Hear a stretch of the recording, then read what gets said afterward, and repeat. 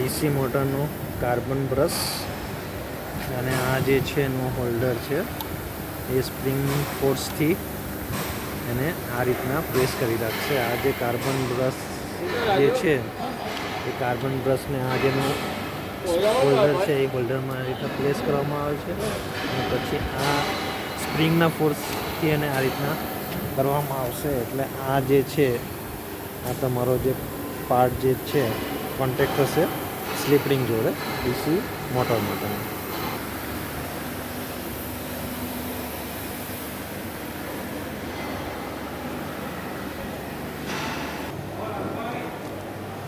DC મોટરનું rotor છે આ.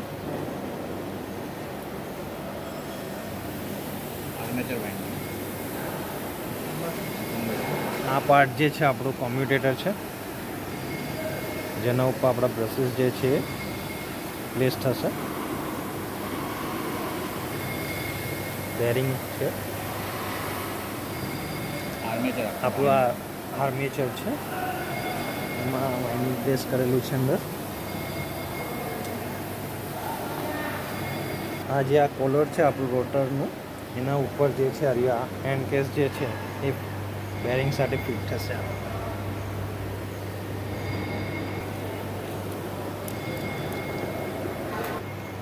આ જે છે ડીસી મોટરનું ફિલ્ડ વાઇન્ડિંગ છે.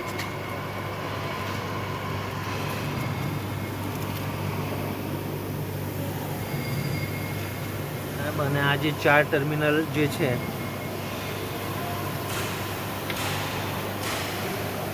ફિલ્ડ વાઇન્ડિંગ અને એ 4 ટર્મિનલ આપણે બ્રશિસ સાથે ત્યાં કનેક્ટ કરેલા હશે.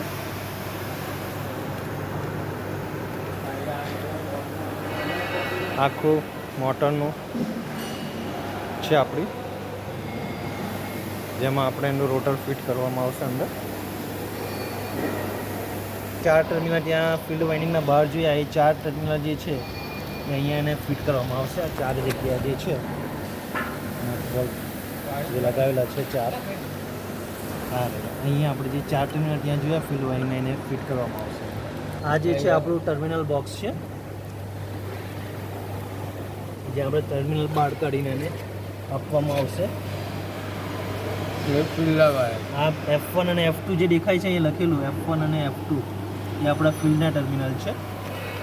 અહીંયા પાવર સપ્લાય બરાબર. અને આ જે છે આપણે સપ્લાય માટેના છે. F1 F2 જે છે એ ફિલ્ડ વાઇન્ડિંગના છે.